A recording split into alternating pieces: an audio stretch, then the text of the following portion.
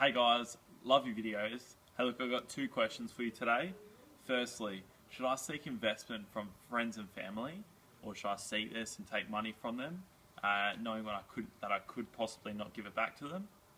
And I'd also like to know what's the best way to recover from a bad experience and get on the road and just get doing it. I mean, easy said, just get on the road again, but some people, struggle emotionally after these sort of problems.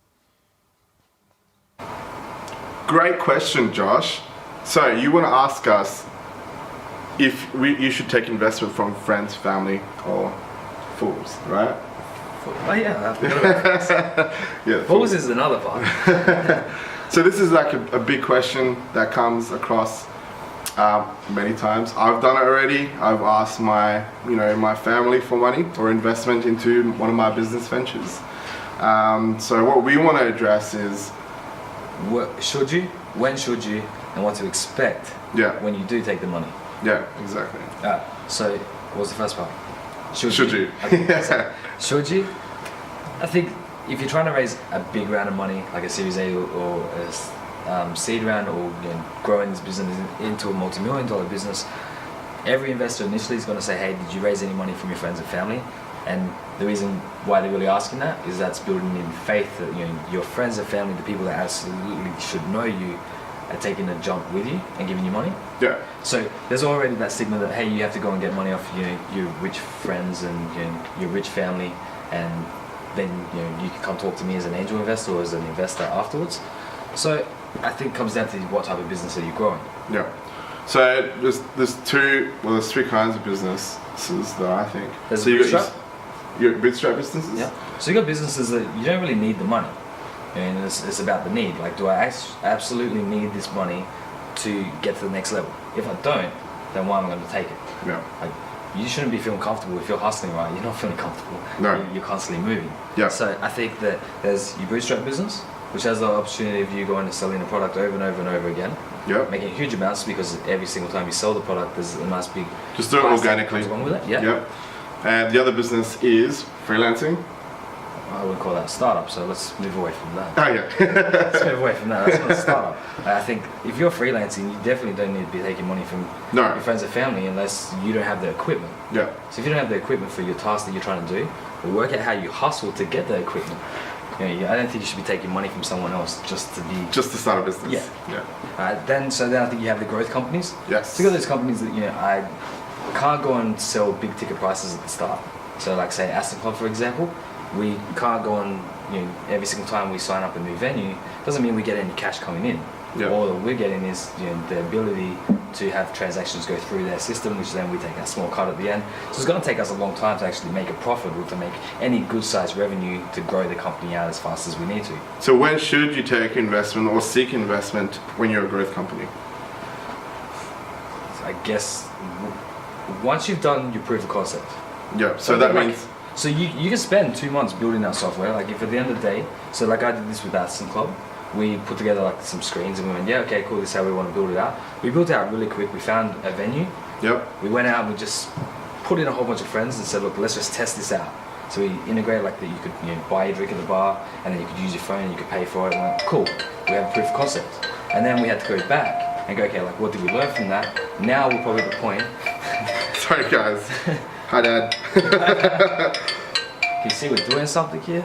Sorry guys, let's keep going. Thanks for interrupting, Dad. So once we had this prototype, then we went, okay, cool, now we're ready to go and take some money in, because now we need to go and get a team to build this out as quick as possible. Yep. So that we can get to more venues and bring in more partners and scale as quick as possible, and then get to the next point of doing our Series A and our Seed rounds again. Let's rewind back, because there's a point where an entrepreneur is like, I've got this great idea, I've hustled and spoken to customers already, and I've signed up customers, expressions of interest, got their credit card details already, but I don't have a product to sell yet.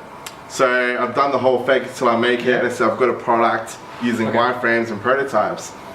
So then that's the question then. So what kind of product do you have?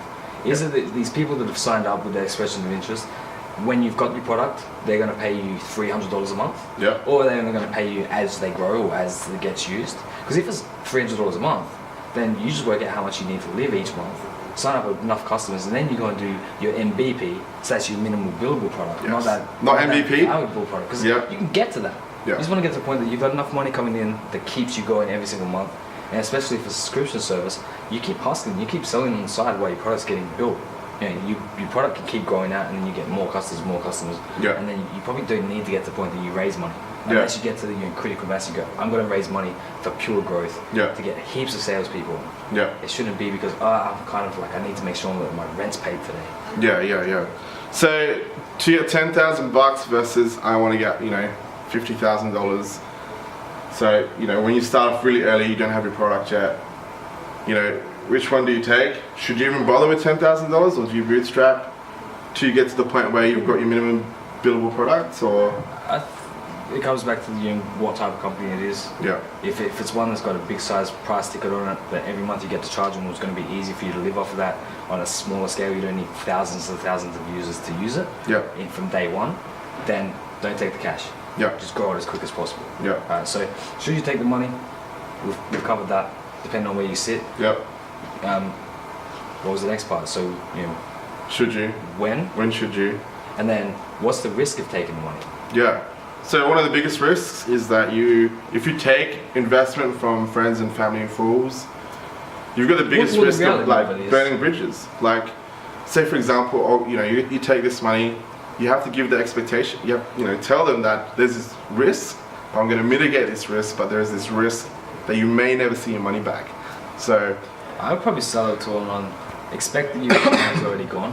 yep, That's probably the lesson that I learned when taking money is like, it's easy as an entrepreneur to get all excited about the big pipe dream of like, we're going to be so big and all it's going to take is for me to get over this one little hurdle and all of a sudden we're going to blow up, we're going to have so much money and that small money that you gave me is going to be so much bigger.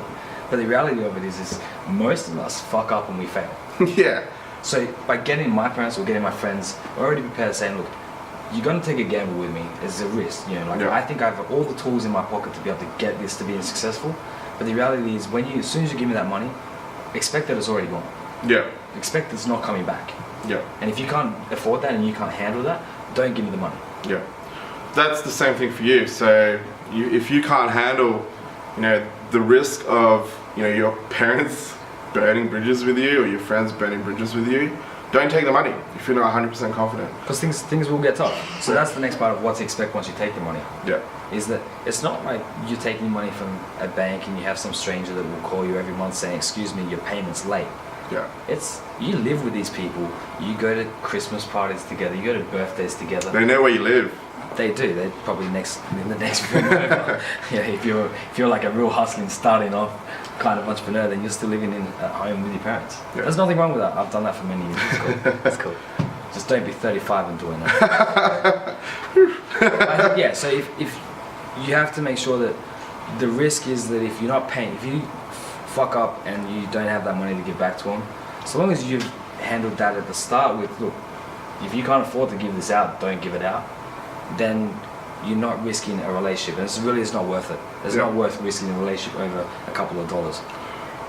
I mean, it's not really a couple of dollars, but Well, it's a Yeah. couple of dollars. Give or take. but you can always say if you've lost the money, just say, I'm going to be a millionaire in 3 years. I'll pay you And back I'll pay then. you back in guilt. Let's just put guilt tax on it. I'll pay you back one day. You'll put Alright? guilt tax. But anyway, that's it for that topic. Thanks for the question, Josh. And Yes. until next time. If you have any other questions, send us a message on Twitter or post it on. I was going to say post us a message on Twitter. And then Instagram or Facebook, and use the hashtag The Startup Hustle. See you guys. Catch. That's the only key.